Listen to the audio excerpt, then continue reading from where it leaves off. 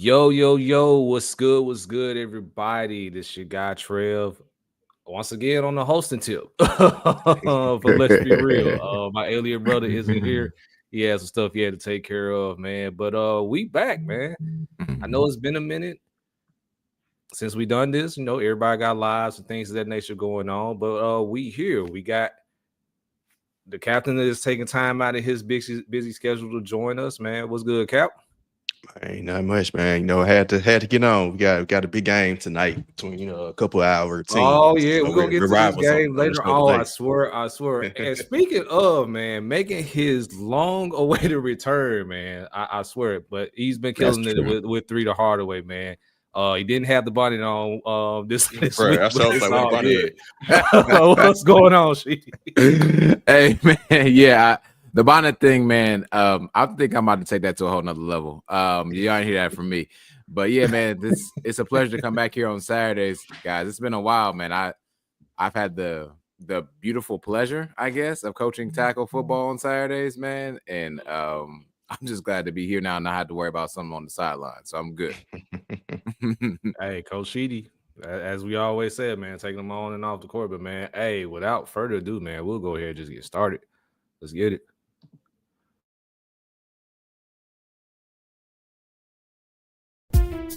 Welcome to Let's Be Real Sports Podcast, presented by Let's Be Real Media. Watch us live on YouTube and Twitter, and follow us on TikTok and Instagram at LBR_media. Also, subscribe to us on any podcasting platform. What's going on? BLJ here, the best hype man in the NBA. Man, I'm here with Let's Be Real. Tune in. Hello.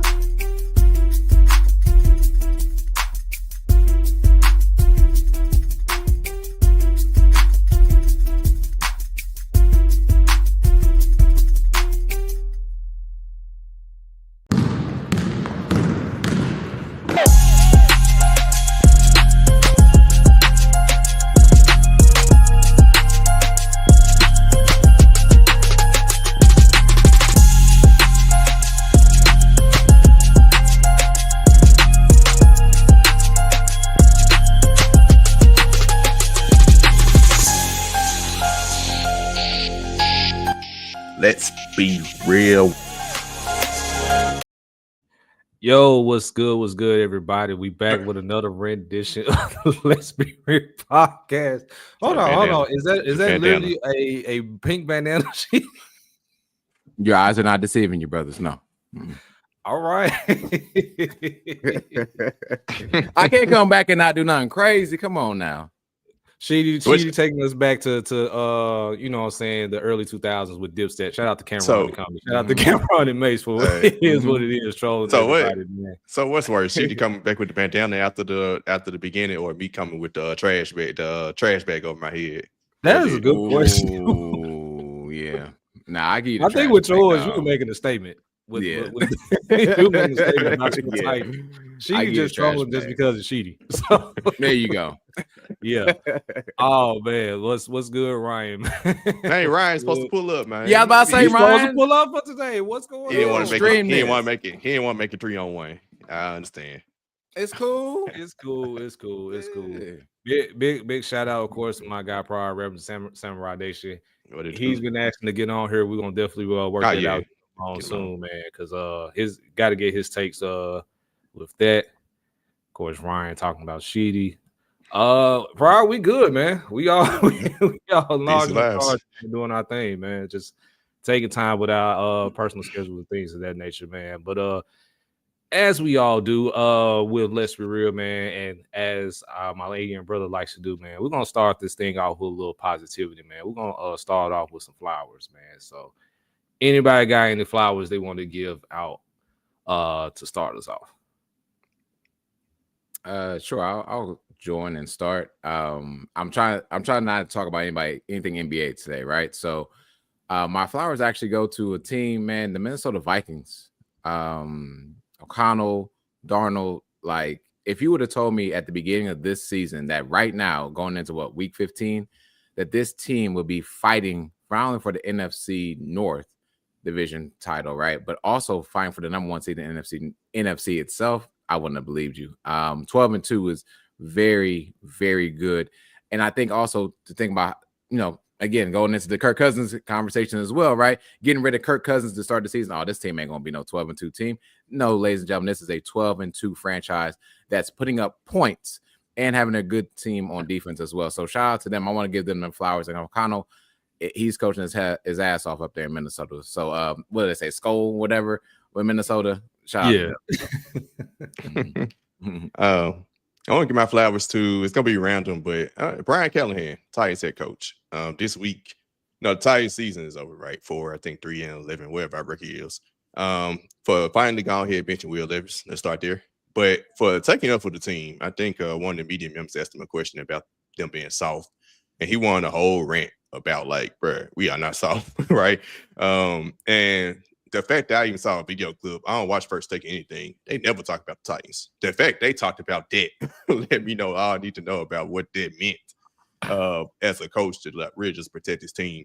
Also, he was trying to save it, essentially maybe trying to save his job. But shout out to Brian Callahan. I think he should deserve another year with another quarterback. So hopefully they do bring him back because the team does fight for him. And I just want to give him a shout out just for still taking up and still fighting that battle, saying, bro, nah, y'all not finna do that. Y'all not finna just say we're soft and based on because essentially we got a bad quarterback. All right, I'm gonna put Sharky on the spot real quick before I give my flowers. If you're unable to find someone in the draft, would you pay Sam Darnold? No, but they might. Unless I say maybe this, Cousins. I wouldn't mind paying Sam Darnold. I'll say this: I wouldn't mind paying Sam Darnold if it's like if it's a shorter deal. I don't want no 5-year, $250 million. It has to be like a 2-3 year, $100 million. Prove yourself. We can get out of it in 1 year if it doesn't work out, type of thing. But I wouldn't mind that. I just don't want. I don't need a long-term commitment. It needs to be. You need to prove yourself. Again, in the new system. like another 3-year deal type of thing. Because we all know in Minnesota their guy is JJ McCarthy from the guys, and I'll leave Sheedy alone by mentioning their name. So the guys in blue, basically. But yeah, my flowers, man, goes out to Michael Vick, who just signed on to become the new football head coach at Norfolk State. So got to give some HBCU love there. He did have an opportunity to go to Sacramento State, which was a hell of a deal. I believe they were spending $50 million in NIL to try to get him to come over. I remember that number. And they were also transitioning into the FBS, so they could have been one of those Group of 5 schools, maybe if he had gone there. But shout out to Vic for getting the bag to go to Norfolk State. I just hope that Norfolk State decides to actually invest in him, invest in that football program, and we'll see what happens going forward with them. So for me, man, big shout out to Michael Vick there, man. So let's see what's rocking right now with these comments. Ryan said you got the little ones at the crib. I understand it. Understandable. Yeah, upstairs, trust me, I know. Well, I got Brian said shout out to Trae Young for his continued strolling to New York. Every time the Hawks play the Knicks, man, you definitely gotta check that out. Everybody's hopping on Sheedy though with this man. He looked just like Dragonfly Jones. No, that was spot on. The Dragonfly Jones one. That was Dragonfly Jones one though. That was. that oh was man, yeah, that's what's up. That's what's up, man. But hey, we'll go ahead and just move it, man. I'm gonna go straight to it. I'm gonna try to keep the NBA talk to a minimum because you can get that on 3 the Harder Way because they've been killing it for this primary time. But it's okay to talk NBA. We'll get to the 50 piece in a minute, but okay. I'm gonna switch things over to the Tigers. Who actually have been playing pretty well as of late. They're ranked 21st in the country. I believe in the bracketology right now, they're slated as a 4 seed in the NCAA tournament, which of course now begs the question now that the Tigers are kind of on the upswing of things, should we restore our faith in Penny Hardaway as our coach? Because of course there have been a lot of mixed reviews about Penny's coaching. I've been one of the ones that have been at the forefront of that. And I see what the Tigers have been doing lately. I believe they're 6-0 right now against the ACC. So that's a pretty good statement if you're trying to make a case to get into a Power 5, and then they just had a big time win over Virginia. So the Tigers, man, was good. Yeah, I want to say, I got restored faith in Penny. I think coaching wise, to me, he's gotten better as coach. He wasn't never just bad at showing the X's and O's part. His part was managing personalities, managing egos, playing too many guys, playing 11, 12 people, right? This year, I think he made a concerted effort to, and I think someone said it this week, or he has said something along the lines that he looked at players' background and personality more than their talent when trying to develop the team this year after last year's debacle, because pretty much that was just a selfish team, and that's what happened. That's how the season went downhill. Just a selfish team, just selfish all around, atmosphere, coaching staff, and how he just revamped the team and the coaching staff this year to kind of fit the mold of like a more unselfish group, players who liked each other, players who came in together during the offseason, and you can see it on the court. And although they did have that bad loss to Arkansas State, where honestly they just shot horribly, and Arkansas State came in, that was their Super Bowl. They came in playing lights out, had plenty of media members come in. They looked at that as a rivalry game for them. My whole thing is make up for the bad losses. When they lost to Rice last year, they never made up for it. When they had those bad losses last year, it was like it just kept going. When you lose Arkansas State, next game you go win at Clemson, then win at Virginia. That's how you can afford to lose a bad game. You just gotta make up for it.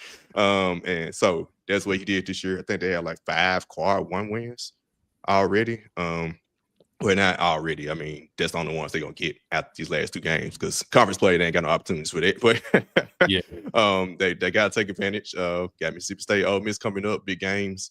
At least win one of the 2 of those, because winning both of them, if they win both of them, god dog, that's an impressive non-conference slate. But man, PJ Haggerty, Tyrese Hunter, you could tell this group gels, and it's only an 8-man rotation. That's exactly what he needed. He needed limited players to condense his rotation, because in years past, he just tried to play too many guys. But the X's and O's part, I always thought he was getting better at and okay with. It was just the management of the roster and players and egos. Yeah, to echo a few points that you talked about already, Cap. One is Penny getting better every year. Penny has been an amazing recruiter, season in and season out, and putting those together. And to your point, like having to manage those type of personalities, like if you're getting this big name talent, if I'm this big name talent in this high school or this area of a high school, right, and I'm coming to a team like the Memphis Tigers, I'm not going to settle for not being the number 1 guy anymore, right? And having to do that and manage that is very difficult and challenging as a coach. And so he does need those flowers. I would also say that, again, with him coaching, and you talked about like after they lose a game, right, their bounce back. In times before this, I felt like a loss was like one thing, but then they might like lose a second game, right? I was like, okay, Penny, you got to pick it up now. But then it wasn't just like 2 games, like 3, 4, like it was just a downgrade of games, right? And where now we're bouncing back, y'all are bouncing back a lot faster at this point. And to watch there be some takeover by guys has been phenomenal. And when to step up, these guys are winning in overtime, right? Like this used to be a team that would give up, so to speak, or gave everything it took just to get to overtime, and then like, well, we got here. What's next? But they're showing up this year for Penny, and I really appreciate that. And me being as well, Trevor, one of those guys that talked about Penny in his earlier years with coaching, I didn't think he could coach as well as he could, and we were right. Let's just be honest. The W's and L's are going to show that. Yeah. However, let's also talk about how he's progressed, right? And so 2 things can be true at the same time. So kudos to Penny and the staff, and getting one, also not just the right players, but the right staff around him that will help him balance these egos at the collegiate level and keep them around too. So shout out to them, and I would like to see a lot out of Memphis. I want to see how this goes for them for the whole year. As you guys are entering conference play now, what is that going to look like? And again, don't fold if you lose 1 or 2 games, fellas. We can't do that anymore. Yeah, I have to give my kudos to Penny, man, for this progression that he's made over time over the past couple of years. And to Sharky's point, one of the things that I'm seeing from this Memphis team that I haven't seen in the past is chemistry. You can tell that these guys are gelling. You can tell that they actually want to go out there and play for Penny. And that showed tremendously, of course, in their outing in Maui. Of course, they came up a little bit short there. But their non-conference schedule has been something that I've kind of paid a close attention to, and their record in that schedule is pretty good. Unfortunately, they had the outlier against Arkansas State, but in any sport, especially in college football and college basketball, it's better to lose early than to lose late. So kudos to Penny for what he has those guys do. Excuse me, can barely talk. And I'm just looking forward to see what happens, man. I really feel that they need to have a very strong outing in conference play. I'm not saying run through the conference. If you can do that, great. But just have a strong outing. Like, you can't have what happened last season happen this season. Like, you're in a pretty good position. You took care of business with the non-conference schedule. I believe you have another non-conference scheduled game today within like an hour to which Ryan mentioned at FedEx Forum against Mississippi State, who I believe right now is 10-1. So the Tigers have another opportunity to add another decent win under their belt as they build their resume for the NCAA tournament. So anything else on Penny and the Tigers, man? Nope. Got these two rivalry games coming up. And before we move forward, shout out to our other team, Tennessee. #1. Oh yeah, shout out to the Vols, man. You know, Tennessee basketball, they get the golf clap from me. #1 in the nation right now. Rick Barnes got the folks playing ball, man. And I watched their game against I believe it was at Illinois, which kind of game that came down to the wire. Yeah. That's the buzzer beater. Yeah, the buzzer beater, yeah. I believe they are playing today. They got MTSU at home today, I believe. It's either today or tomorrow. I can't really remember exactly what. But yeah, kudos to the Vols as well that they're getting things done right now. Of course, they're sitting up top at #1 in the nation. So we'll see what that looks like for them going forward as they're entering SEC play, which is kind of weird that SEC basketball is good. Yeah, they're supposed to smack the ACC, bro. That was like 14-2 in that challenge or something. Jeez, no. I didn't know what's that. Yes. Yeah. That SEC ACC challenge, yeah, the SEC completely dominated on. And the two SEC teams lost were like the other outside Tennessee. I think Kentucky and Auburn are the next two teams, and that was the ones who lost. Yeah. So, anywho, man, we'll go ahead and keep things going with basketball real quick and shift it over to the Grizz real briefly. Everyone saw it. Everyone watched it. The Grizz handed the Golden State Warriors pretty much a 50-piece. Probably never saw this in a long time. Steph Curry went pretty much, I wouldn't say scoreless, but he didn't have a field goal in the entire game. And Draymond Green was out there, collecting cardio at this point. Not as bad as Tony Snell. He at least had something in the stat sheet. But yeah, 4 fouls. Yep. That's exactly what he had something in the stat sheet, unlike Tony Snell in that one game with the Bucks. But man, real quickly, man, how y'all feeling about the Grizz right now? Man, feeling very good. That they won 11 or 13 now. And of course, I was at the game against Golden State, so the vibes in the locker room, of course, are great. I mean, they know they're good. They're definitely a more mature team. Jaren talked about that a little bit the other night when just the whole Golden State aura of that game. How typically in the past that have been a little bit more feisty, kind of barking back at Draymond when he was, he do his usual antics, and they kind of just turned the other cheek.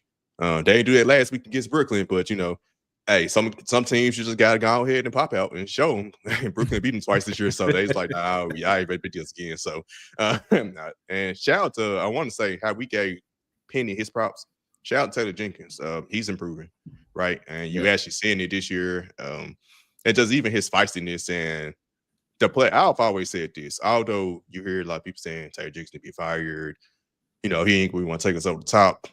Typically, for a coach to get fired, it takes a player to get him fired, and the Grizzlies players love him. Ja Morant love him. Jaren love him. You know what I'm saying? It's going to take a star to get him fired. You want him fired. The players love him. They believe in him, and now he's showing it. And shout out to him, and just having the players back. That Brooklyn game, him taking up for, coming up at the coach, coming up and then the shooter, cursing the folks out. Like it's very hilarious, but it's like, that's what you like to see. Him and Ja Morant doing the dance pre-game before the game, doing the starting lineup intro. So yeah, just great vibes around the team right now. And we still missing 2 guys, Vince Williams and Gigi Jackson. We'll be back in about a month, right? And of course, I'm ready for his trade season to get past because I'm tired of all the trade scenarios and all this. But the team's looking good. This new offensive system. I know Desmond Bain is struggling in it, but everybody else ain't. Folks, they ranking top 3 in almost every single offensive category you can think of. Like I think they're number 1 in scoring, field goal percentage, points of pace. It's very fun to watch. Like, I never thought I would see a Grizzlies offense like going like that. So, yeah, great vibes with the team. Beating Golden State by 50. They bet. So, in the playoff game 5, at the series they lost to Golden State, they led by 55 in that they beat them by 55. I remember that. Yep. Yeah, that was without Ja. That was the first game without Ja, if I'm not mistaken. Yep. So they led them by 55 in that game. So, this isn't the first time they didn't beat Golden State by 50. True. That is true.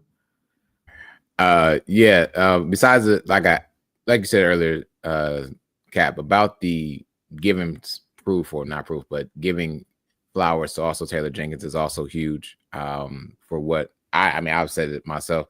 I still think he would have been on the hot seat if they're not like the number 2 seed right now. And if they were like still playing pretty bad, I think his name should be on the hot seat if that was the case, but it's not. The West is fully loaded. This team right now, besides that blowout against the Warriors, they have the last 6 games, I think they can go like 4-2 to end out the year. I think they have a really big testing against OKC. I think that's the 29th or something like that. That's going to be kind of like the king of the West, so to speak, going into New Year's. But I think this team has a great opportunity to still be a number 2 seed going into New Year's, so to speak. And also, like, at the end of this all, Grizzlies should be a top 4 seed at the end for the West. And I don't know where they need to make any improvements or any trades, by the way. It's tough. Like, what are you going to get back? And then how does this chemistry then work? Talk about the new offense, right? And if Desmond Bain is the one that's not working the new offense, that's fine. Because Desmond Bain is a shooter. He's going to get it going. Right. He's going to get it out. He's going to be fine. So if everyone else is flowing, we're good. But if I'm the Grizzlies, do we stay pat? Do we get rid of to Luke? Does this Marcus Smart thing come about again? But if you're getting 2 other players back, what does this look like? And the Grizzlies have been known not to trade too much or not trade the right pieces, it seems like at times. But this team should really realistically kind of stay packed and see what it's like, and at least end the year with what they got and move forward from there. But kudos to the Grizzlies, kudos to Taylor Jenkins. Ja Morant should be sneaking into everyone's at least 3rd team all defense. I would like to see that a little bit more. That's the 3rd team all defense. I'm just trying to say there's a lot of guards that they put in front of him, the past couple of years. So as long as he's starting to have that conversation for the 3rd team, then we can move up to the 2nd and 1st team. I know he's talking about the 1st team with that block he gave. So let's keep on moving on up. That's all I'm saying. Hey, that's another player who should be making an all NBA team on the Grizzlies team. That's not Ja Morant. That's the person we need to get our flowers to. Jaren Jackson. Yeah. Oh, Jaren Jackson Jr. Oh, yeah. The evolving in his game has been amazing to see this season. Yes, I can definitely see 2nd team for Jaren if he keeps it up. So I can see all NBA 2nd team for Jaren. Most definitely 1st team all defense for him. Oh yeah. That's a given. To get my take on the Grizzlies, man, the Grizzlies have been playing pretty much well, and I think Ryan alluded to it in the comments, like they're actually healthy and getting healthier. Yep. While granted, I will be honest. Granted, while I would love for them to make a move for a personal reason, because I've been stating that the Grizzlies should go after Cam Johnson, and he's been the one that's kind of been in the reins and the talks for a while now. But honestly, truthfully, I really believe the Grizzlies will be all right if they stay packed. I believe this chemistry that they have going on and everything that's going on with this new offense, they have it clicking. And if you were to make a move and that person that you do bring in is not a glove fit, now you got to try to rekindle that chemistry and rebuild that chemistry that you have post All-Star break and try to get that together for the playoffs. I'll also give my flowers to Taylor Jenkins, just like what we talked about with Penny, another guy that we felt should be on the hot seat if things weren't off to the start that we expected the Grizzlies to be in this point in time. So shout out to the Grizz, man. Shout out to Ja. I'm making the push for that 3rd team all NBA for him. Definitely send him and Jaren to the All-Star game. Well, Ja gotta make this. Ja gotta make the 65 game threshold. I don't know. He gotta make the 65 games. 65 games, yeah. He keep missing like every other game. So don't be surprised if you see if he getting close to that threshold at the end of the season. He checking in for like 2 minutes and then checking. I said that because he's already missed like 12 games, I believe, and he's on pace to miss tonight against Atlanta.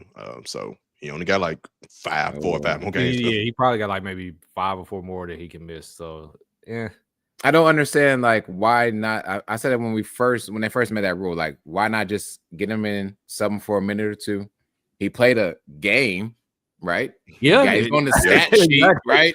Get him right back out and rest him. Like 2 minutes in the NBA, I promise it ain't not gonna hurt with him. And he'll be right back off. Because you do it anyway when players need to meet certain thresholds for bonuses and things of that nature so they can get their money. So well, we know this exactly that's what it's about the money. Like y'all don't want to pay Ja that. Like if you really wanted to pay him for what he's worth, you would think about the different scenarios you can create to help him make that financial piece. Exactly. But if they don't want it, then it is what it is. It's not like Ja going anywhere.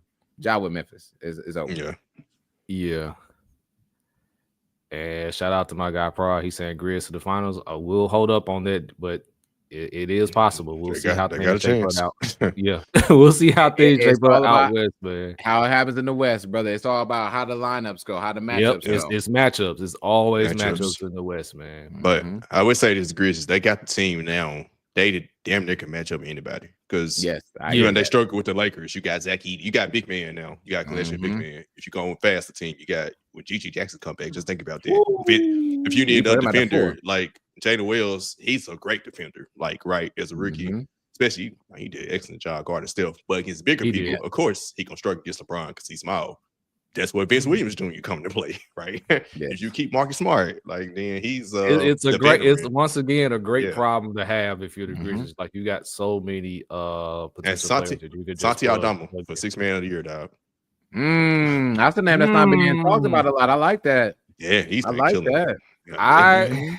I know I said a couple weeks ago about Buddy Hield. I might have to jump. I might have to jump on that Santi bandwagon. That might be a possibility. I ain't gonna even lie to you, man. But all right, but before we switch things over, head over to the Gridiron, man. We're gonna holler at our sponsors at SeatGeek real quick. SeatGeek is the ticket app that takes the confusion out of buying tickets. When you use our code LBR Media, you will get $20 off your first SeatGeek order.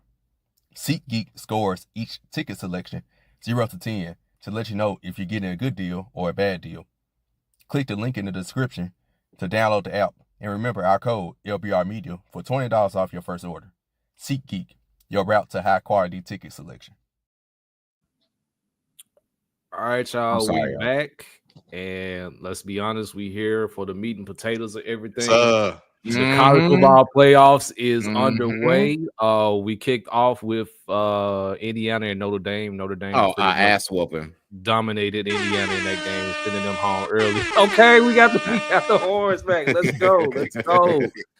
Oh man, we got a slew of games on today. Let me see who's all matching up today. Of course, we have our game with the Vols and the Buckeyes. We'll get to that in just a second, man. So we got SMU at Penn State, Clemson against Texas, and then of course we'll get to our game later on. So we can do a quick pick 'em and then we'll just talk about Vols Buckeyes. So who y'all got in the earlier game? Can we go back real quick though, Trevor? Like talk about last night really quickly. Oh sure, you talk about the team that had won in South Bend since 1898. I said that's that. I was like, what? Bruh, first of all, the Indiana Hoosiers look like the worst 11-win team I ever seen in my life. Like legitimately, I don't know if they 10 or 11 wins. They look terrible. To be representing the Big Ten and to look like that was horrendous. But we'd already been talking about this in the Big Ten already when we were playing them. Like, who have they played? Like nobody. Like I think this point has been echoed already, but the strength of schedule really needs to come into play next season. Not just your strength of schedule within your division, right? The Big Ten, you can't really control that. But outside of the Big Ten, let's start really rewarding. I'd rather see an Alabama play last night or Miami for all that is concerned to go and watch Indiana get their ass whooped. They didn't score again until the fourth quarter, and then got that onside kick like they was about to do something. Y'all are down 24 points with about 7 minutes left in the game. Shut up. Don't come back. That was despicable for the Big Ten. Kudos to Notre Dame, though, for that win. It's tough. I'd say it's tough because you can't play the schedule that's in front of you, right? And Indiana wasn't expected to be that team, be good this year. So for them to go through and go 11-1, it's just tough because at the end of the day, Alabama got smoked 24-3 at Oklahoma. So it's just kind of like, yeah, Alabama's better, but it's like you can't lose that game if you want to make the playoff too. So it's kind of like, I don't know. Indiana took care of business against their lesser opponents. So okay, yes, it's tough. It is a tough like judge of it. But I always thought maybe instead of just eliminating non-conference and make you play a strict 12 conference schedule. Play your division. Yep. We got enough teams. Or at least 10 of the 12 games or something like that. Give you 2 outside games. But yeah, like that way you actually play more of the other teams. Like the first 2 of the season, like with the kickoff and things of that nature. So yeah, I'm kind of with you on that one, man. I watched a little bit of this game. When they fell down 24, when Indiana fell down 24, I turned it off. Honestly, true. Indiana pretty much got, to Sheedy's point, kind of got that Big Ten rub a little bit. They were 11-1. They just so happened to be in the Big Ten. But I was kind of telling everyone that was even trying to convince me on Indiana. I said they're going to play Ohio State, and Ohio State's going to mop the floor with them, and then everything else is going to crash down after that. And lo and behold, because the Big Ten schedule was weird because like Penn State didn't play anybody except Ohio State. Indiana didn't play anybody. Well, I guess Michigan wasn't as good this year. I think a couple of them played Michigan. So that's probably what really happened because like Oregon only play Ohio State. I don't think they play Penn State or Indiana. No, bro, I didn't really. Yeah, Ohio State played everybody. Yes, we played everybody. Yes. Yeah, none of the powerhouses of the Big Ten played each other except Ohio State, if I'm not mistaken. Yeah, Ohio State had to go against Oregon. Penn State. Like we had to dance with Michigan, too many people, man. And Indiana. Y'all play all the folks. Oh, don't try to take y'all out. Yes, right. But yeah, to the point, man. Kudos to Notre Dame. I'm still kind of hating on them. I wish they would join a conference already, but now they skated through too. Huh? They skated through too. Yeah, Notre Dame. I 100%.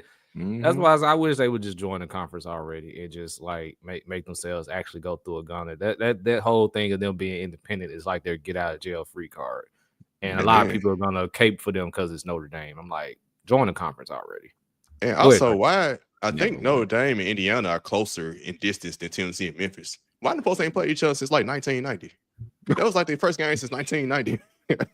Like, literally right down in the same state. I don't know. I don't understand. So I want to. All right, let's check out what we shout out to Savage. Yes, it is. Yep. Right. They did. Yeah, Notre Dame lost to I think the best win is Texas A&M. That was the first game of the season. Yeah, that was the first. Because USC was at Texas A&M too. That was a good win. USC was a letdown this year. Because I guess came out and said Texas A&M was the number one most difficult place to play, but yet you lost to Notre Dame at home. Okay, missed that.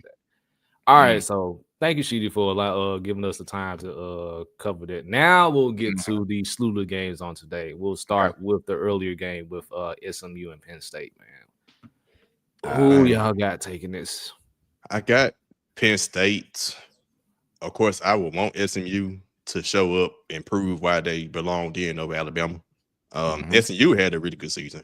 Yeah, but I just think Penn State, I'm gonna get the Big Ten that respect. And Penn State, unlike Indiana, I think Penn State is actually like one of the top teams. And playing at Penn State is tough. And SMU just having to go to the environment. I don't know that's what I think. That's what's good about this first round because technically I think Indiana would play better if it was neutral site. But having to go to Notre Dame in a nighttime game on Friday night, that was kind of like the place they won since 1898.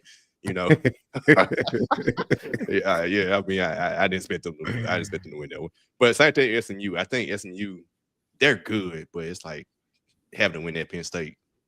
I don't know if they're ready for that. I don't know if they're there yet. Yeah, I that's the hard challenge, right? And to your point, going with the schedule, like if you get a top seed, right, you get your own home game. All top 8 seeds get their home game, and the difference between SMU where they would play, which we're right now, what we at, like above 40 degrees right now, down here in Texas, as opposed to Penn State and Pennsylvania where it's 27 blistering degrees right now. That's difference. And the only thing that's really gonna try football running and defense travels no matter what. And SMU, I think they're more gunslingers at times. And we'll see what that's like when it's cold outside, when your fingers are hurting. You use a receiver cap, you know how that is. Right? You might not want to catch the ball like you would if it was a little bit hotter, right? And come across the middle. So we'll see how it goes. I also have Penn State winning this game and reviving a little bit more hope into the Big Ten. Oh man, we'll make this a clean sweep here, man. I got Penn State taking this as well. I just think SMU is definitely on their way. I do believe that. They showed that why they belonged in the ACC to begin with. Yeah. But going to Penn State and having to try to steal a win there, that's tough. I know I talked about Texas A&M about being a tough place to play. Penn State at State College, that is definitely a tough place to play. And I think that's just going to be too much for SMU. I think SMU kind of makes it interesting, but I just can't see it, man.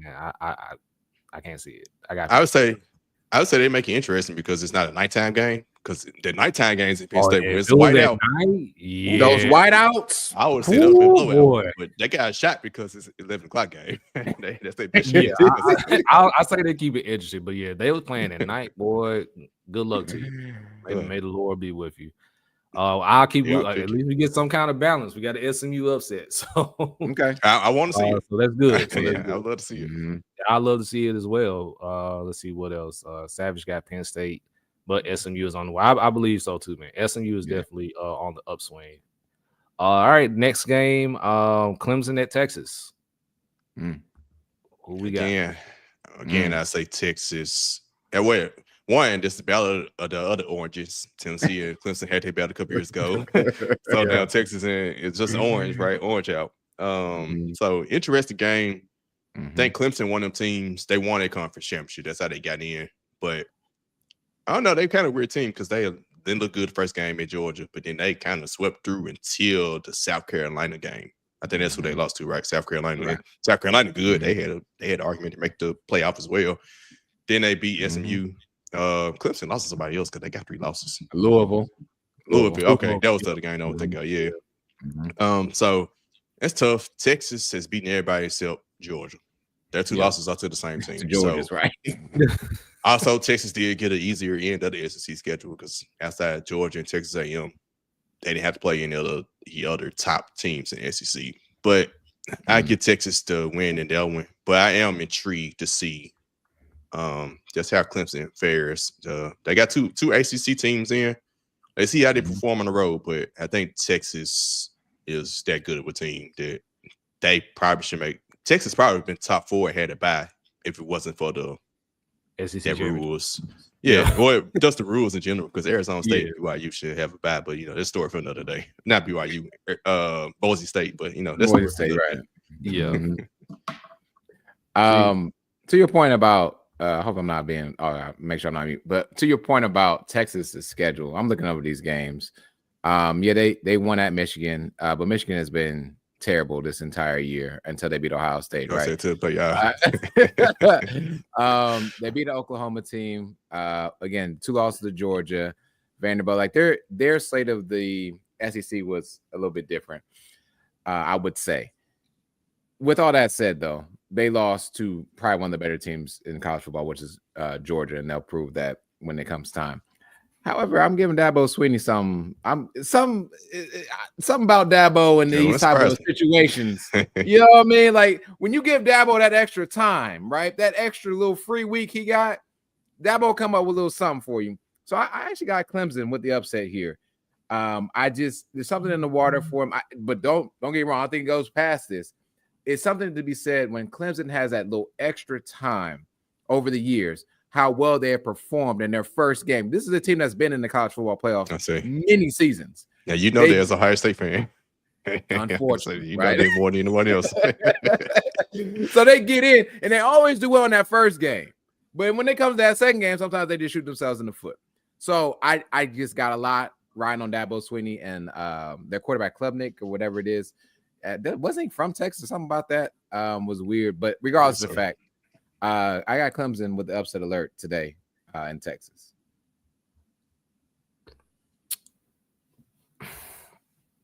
Yeah, I'm gonna meet Sheedy. I'm gonna meet Sheedy halfway. I won't go as far as to say Clemson upsets, but I think Texas escapes. Yeah, with a W. It's gonna be good. Yeah. Texas has, for the most part, looked like the best team in the nation against everybody else except Georgia for the most part. Of course, that's why they're in the situation now because of the 2 losses to Georgia. But I'm with Sheedy here. I'm gonna give Dabo Swinney a little bit of credit. Like when it comes to having a decent amount of time to get his team prepped and get them ready to play, usually Clemson comes out and takes care of business. But I'm gonna give the slight edge to Texas here. I think Texas escapes this one. I think. You can't keep giving slight edges everywhere, bro. You better make it straight, make it plain, bro. Don't put no cheese on that. What you gonna do? You gonna go Texas? All right. I'm going Texas with this one. I'm going Texas by 3. Texas escapes this one. So I say you got to put the black forces on, stand on business. Shout out to the MSCS board meeting. All I'm saying for folks out there, if you know, you know. If you're from the city, you already know what's up.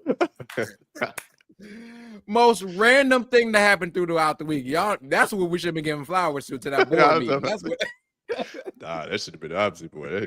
That's the opposite of flower. That's almost like you're bored to the school. I'm sorry. Yeah, it's funny. It's funny being an employee of the school district. See that? Oh yeah, my mom, because my wife is an employee of it too. So it's hilarious. It's hilarious just sitting there, just. Oh man, I got sidetracked. Oh my god! All right, of course the game that everyone is probably tuned in for the 3 of us here and the rest of the world. Tennessee, the Vols going to the shoe to take on Ohio State in the 8-9 matchup. I'm not sure what's going to happen, but we'll talk about it. So whoever wants to take a stab at it first, go right on ahead. Man, as much as I wanted to sit here and just, trash talk sheet and say, boy, we finna go into the horseshoe and smack them folks, right? It's going to be a good game. It is. I think Tennessee has the recipe to beat them. Michigan showed it. We run the ball well, keep them out the field. Ohio State's quarterback, he hasn't been that good this year. But Nico, I mean, this is gonna be a big game for Nico. Nico, I am Maliabu. Had to slow down saying his last name. Yeah, because he's still a freshman, redshirt freshman, and a big time road game. And that's why I figured we weren't gonna beat Georgia, because it's too much S for a freshman quarterback to go on the road in their environment and get a win. He did at Oklahoma. Oklahoma ain't as good as other teams, but it's still a big win on the road. He did in the last game of the season at Vanderbilt. At Ohio State in the cold, I think this is the coldest game Tennessee has ever played in. So, I don't know. Styles make fights. Ooh, that's my prediction. That's tough, bro. This is a pick 'em. I'm had to go on roll with Grover squad. I think Tennessee finds a way with that style of play. I think Nico has enough experience to be able to find a way to get a win in this tough environment. Sorry. Man, so first of all, let's go ahead and name a few things. One, Ryan Day is ass and titties, and I do mean ass against the SEC. He's fired up. If y'all lose, he's gone. You lose this game, he's pretty much fired. Yes, I would. Yes, go. And Will Howard, you want to talk about ass and titties as well? he's also been ass and titties, and I mean bee stings for the titties, all ass. Okay, and so that's a problem for us, and that's been a problem why we can't beat Michigan. Okay, I'm gonna bring up a little sore. First of all, Ohio State fans, yes, we lost to Michigan, yes, but we also have an opportunity to win this whole thing out. So which one is worse at this point? But back to why we're here. I think Tennessee is a really good team. And they're here for a reason. And I think who'd y'all lose to? At Arkansas. At Arkansas and at Georgia. Okay. It was at the Arkansas. Okay. The thing I think that's going to hurt Tennessee is playing in the situation. We just talked about this with SMU going to Penn State. Now you're talking about a Tennessee team that's going to be playing in the cold at night. Yeah. Right? At Ohio State, where we're doggone good at night. At night games. That's true. And so I just there's something a little bit different, a little aura that's a little bit different for us. I think we do pretty good with bounce back games too, as Ohio State. We're not going to lose 2 in a row per se, not all the time. We'll tonight. I'm playing. You know what's coming next, though. You better put some wings on it. Hey, we might. Now I'm piquing my interest. But I got Ohio State definitely winning, man. We got to redeem ourselves. The last time the college football playoffs started as a 4-team thing, we were the 4th seed and we went on to win. I am in full belief right now that, hey, listen, we don't have the best start, but if we can mimic what we did, again, we didn't have Ezekiel Elliott though, back then. But if we could mimic what we had back then, now, and go on to do what we got to do for a couple games, and that's what we got to do. But it starts with Tennessee. It's going to be a tough out for us to get Tennessee out, but I think the home crowd is what's going to change. And we got to keep the momentum. If we have to either score first or make a very clear defensive stop in the first 2 series with Tennessee. That's my prediction. If we can do that and get the crowd to keep flowing with us, then we have a great chance to really win. I think if Tennessee, if you guys can get the air out the ball, so to speak, and if y'all score in those first 2 possessions, a touchdown at that, and you take the crowd out, it's going to be very hard for us to get the crowd back in. I would say that for sure. Like the Georgia game, but except y'all not Georgia, y'all not gonna rebound like Georgia. Yeah. No, we're not gonna rebound. No, not at all. Yeah, we ain't got the quarterback like that. That was ample opportunity. And even him, he ain't been that good this year, but yeah, he got good at that game. Oh man, this game's gonna come down obviously because it's being played in the cold and knowing what Tennessee likes to do on offense. This is gonna come down to Dylan Sampson being able to run the football. I believe Tennessee does have the recipe to beat Ohio State if they can establish the run often with Dylan Sampson. And to Sheedy's point, if they can get a touchdown or 2 in those first couple drives, it could definitely be difficult on Ohio State. Another stat that I mentioned, and I said this on Twitter, Tennessee does a really good job of controlling the middle 8. To what Sheedy always mentions in basketball. For those that don't know what the middle 8 is, it's the last 4 minutes of the second quarter and the first 4 minutes of the third quarter. So Tennessee does a really good job of making adjustments at halftime, despite whatever is going on. I believe at that point when that tweet was shown, they were outscoring teams 82-6. Tennessee has the formula to beat Ohio State, but that crowd is going to be something unlike of which that Tennessee has seen, and that's what gives me concern. But I'm a roll with Tennessee, and I also believe that this is the moment here for Nico. If he has a really good outing, he is definitely on Heisman watch for next season. So I believe this will be good, but I got the Vols winning by a touchdown on this one. Yeah, it also feels like it's just a lot of smoke around Ohio State with the crowd, the fans, and Ryan Day. And it's like this reminds me of a couple years ago, Tennessee Titans, when they made their run to the AFC Championship. And that first game, they had to play the Patriots. And that was the smoke of Tom Brady, Bill Belichick. It's just the end. And it feels like they're Ohio State. It's like that's the feeling, that's the vibe I get. And it's like this is the opportunity where Tennessee could just Yeah, the Patriots are favored in that game, and Ohio State's favored by a touchdown today. The spread is Ohio State -7. Yeah, we gotta play for. I'm sorry, not to cut you off, Cap. Go ahead. Say what you say. You good? I never say y'all moving on to Mike Vrabel.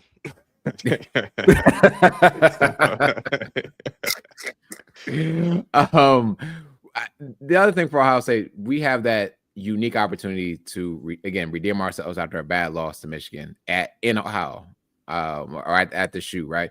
And so these players, I think, are also playing for Ryan Day. Ryan Day is trying to coach himself, but I think these players are also playing for Ryan Day. If we win this game, it kind of I would definitely say it takes the fire off of his feet. It does. But we all agree that a loss today means there's a change in the guard at Ohio State, and I'm okay with that. But a win cools it down just a slightly bit. Mm-hmm. All right, fellas. Well, all hearts and minds clear on the college football playoff. We'll, as y'all know, it's the holiday season, man, and with the holiday season comes Christmas games on both the NFL and NBA side. We can make this real quick and then transition to the end of the show. So, what are y'all looking forward to this Christmas holiday with all the slew of games that are coming up on Christmas? Your boys to make a statement against the Kansas City Chiefs. 12 o'clock. Philadelphia, Pittsburgh, and Kansas City. Which is funny. Come out of Cowboys. Which is funny. So today, Pittsburgh plays Baltimore and Kansas City plays Houston. And then on Christmas, Pittsburgh plays Kansas City and Baltimore plays Houston. So the same 4 teams we see today going to be the same 4 teams we see on Christmas Day. That's crazy. And it's cool, and they all playoff teams that's going to be may play each other. We're seeing potential playoff matchups in these 2 days. So yeah, that's what I look forward to the most on NFL side. NBA side, the first game, the Knicks and Wemby, Carl Towns, Wemby, that seems pretty exciting. Seems pretty cool. I haven't really got a chance to see the Spurs this year. The Grizzlies haven't played them yet, and they have really had no national TV games. I've seen the Knicks, so but yeah, that seems like a fun game to really watch.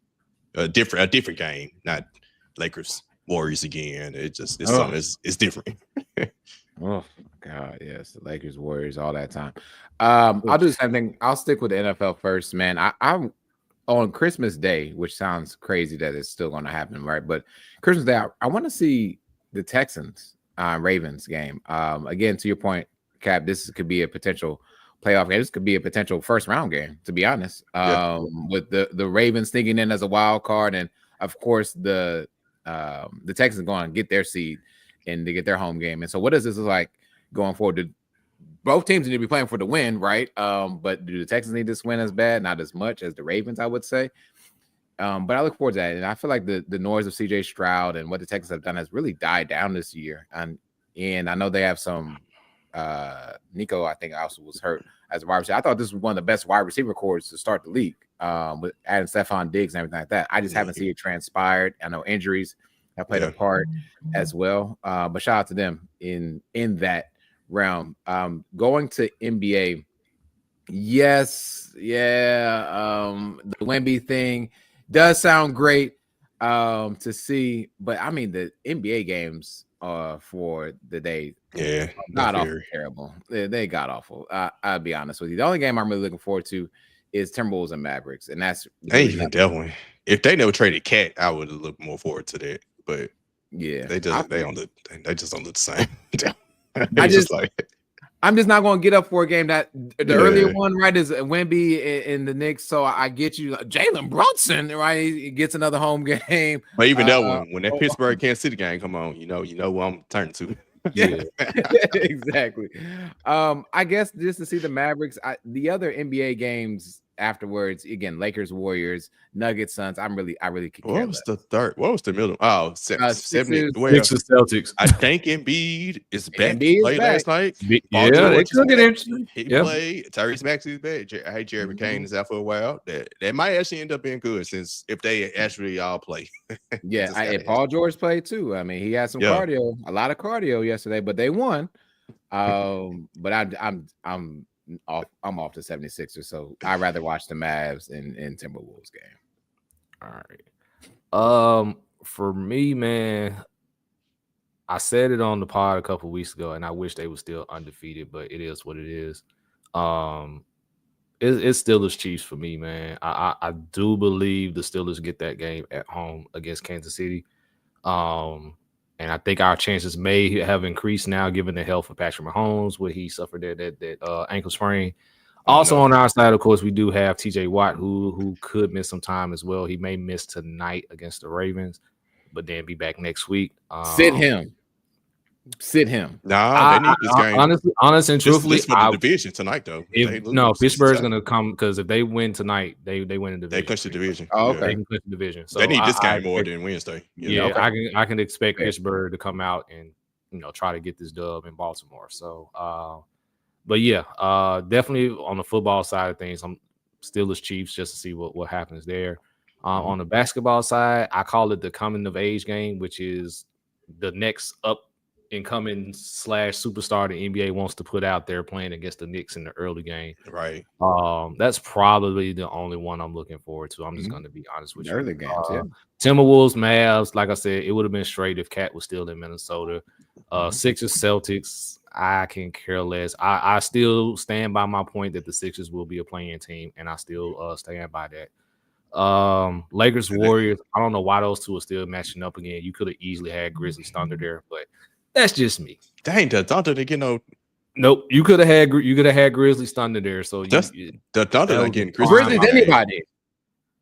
But still, I think coming into the season, the Thunder had so much hype come into the season, and they didn't get the Christmas. You could have had Grizzlies, Thunder there, and that's wild. Had some eyes on that giant. They were the number one seed in the West. That is actually crazy. Y'all saying and that? They were predicted to have the number one seed and like best record in the NBA this year, like type of thing. Like and you're gonna have them on the Christmas game. That's crazy. Like you could have easily had Grizzlies, Thunder there instead of Lakers, Warriors, and nobody cares about the night game. Everybody's full and wanting to go. We're probably watching football at that point with Nuggets Suns. So so give me Pittsburgh, Kansas City, and then give me the early Knicks game against the Spurs for me, man. So but with that being said, man, we're gonna shift things over to would you rather, your board, troll and all, things of that nature. So anybody got anything on those? Anything I'd like to add pretty much? I about to say, I want to say Sheedy may have brought this up on 3 the Harder Way, but I guess would you rather for 2024, Kendrick Lamar, Glorilla? Who had the bigger year? Because both of them still dropping stuff even just last week. Like both of them really just like it's like it's really cool to see, but like who had the big year? Who had the big year? Hey man. That's tough because women artists don't get enough praise. Like, they don't. They really don't, bro. Like, I listen. And somewhere in my Spotify is Glorilla. Believe that. Me too. Now, is it going to come up when we all together as men in the car? Maybe not. Maybe not. Might skip it right to the Holy Ghost or something like that. But best believe she gonna get played at some point. And I'm not saying the same thing is going to happen for Kendrick Lamar. It's hard for me to justify either way. I think. Here's the thing that I would say. Both stars have translated themselves to younger generations as well. To the point where like the football team that I was coaching, they're not like us. We play that every game, right? Like they're going to say that. But also the cheerleaders, they're like, yeah, Glow, right? So like they're everywhere. And so if I could say who had a bigger year, I would put Kendrick just a hair above Glow. But that's only because they're not like us as being like put into churches and stuff like that. Like, white people on it. Yeah, I mean, like that's the only reason. Now they Glow do that, then we on some other level. But Glow was like literally right there, like, and we have to start giving her more props. That's all. Yeah. Even how she said what she did, Luka Doncic, whatever she said. Yeah, that was funny. It was kind of getting a little old that everybody keep like interviewing. Everybody making fun of her accent, but she did. She killed all the other names. She got everybody other name right. So I was like, okay, man. Sheesh, that is a tough decision, man. Like, can we do like a co-MVPs like they do at the All-Star game? I mean, we can say best male, best female, boom. Yeah, I was like, can we do a co-MVPs on this one? Because they deserve flowers.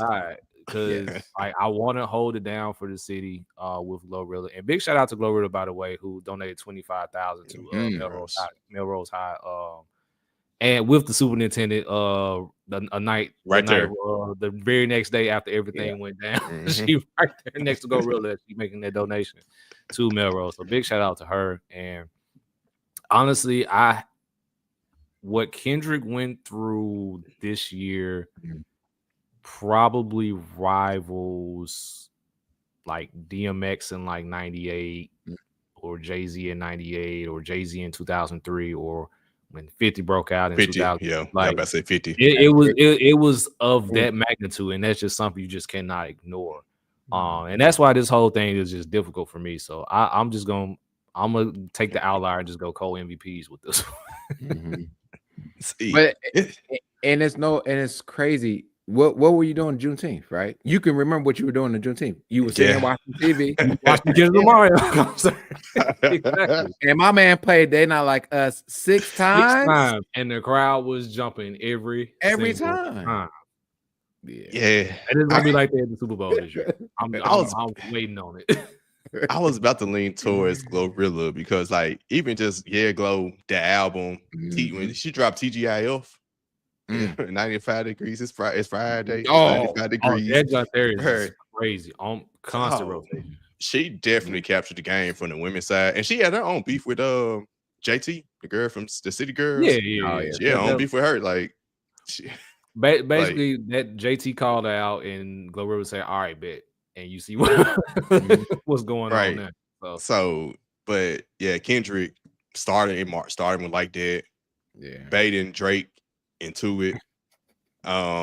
J. Cole made the business decision. I commend him.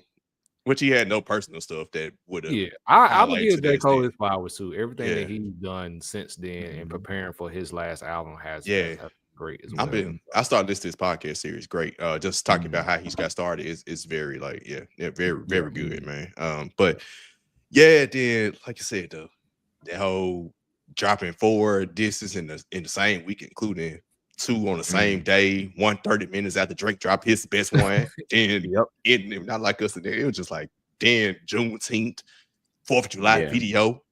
Like, I ain't been that anticipated to watch a music video since 106 & Park existed. Exactly. on July 4th, and that John dropped. I said, oh snap, I gotta watch it. And then him begin the video knowing, he gonna drop new music too. And they ended up being the Squabble Up song and the album. Was his best work? No, but it was really good. Like, it definitely caught my attention. It's a West Coast joint. So if you don't mess with West Coast music, then you probably ain't gonna exactly.